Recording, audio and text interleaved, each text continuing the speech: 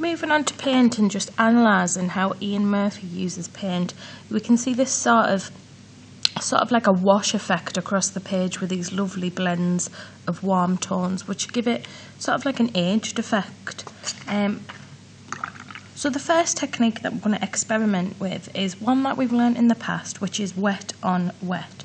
So I'm going to wet the page just slightly, and we're using this sort of dabbing technique for this one. I'm going to use some nice warm tones.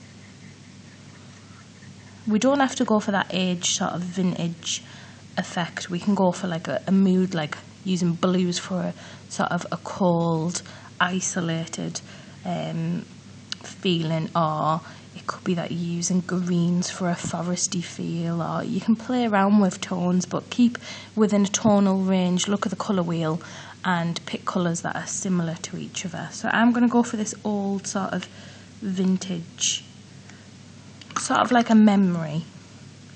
So I've dabbed on just a little bit of colour, and I'm using a little bit of water just to help that blend around.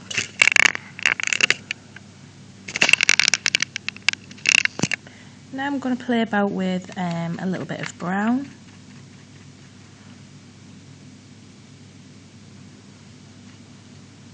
Just be careful that when you are dabbing the colour on, you're just doing it in places and you're not doing brush strokes where the colours will just all mix together. We want them separated and just blending at the edge.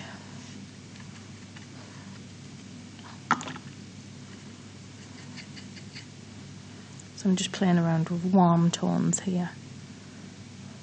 I am keeping my mixture quite watery because we will be drawing on top of these techniques that we're using at the minute. So these are forming our backgrounds. So I don't want to put too much dark down, and I'm quite happy with that. I've got a lovely blend of warm colours